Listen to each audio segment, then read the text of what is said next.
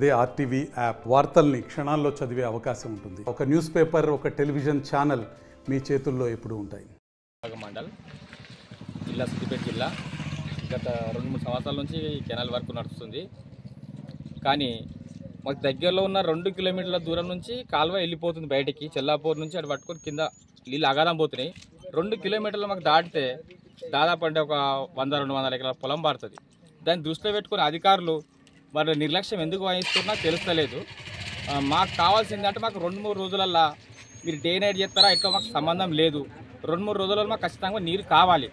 కానీ ఎడల మేము పెద్ద ఎత్తున ధర్నా చేయడానికి మరి అధికారులకు ముందుగానే హెచ్చరిస్తున్నాము. ఎందుకంటే చెప్పండి ఏది చేయకూడదు కాబట్టి ముందుగానే హెచ్చరిస్తున్నాం. కాబట్టి మాకు 2-3 రోజులలో నీళ్ళు స్టార్ట్ చేయాలి, లేదంటే మేము ఖచ్చితంగా ధర్నా చేస్తామని తెలియజేస్తున్నాం.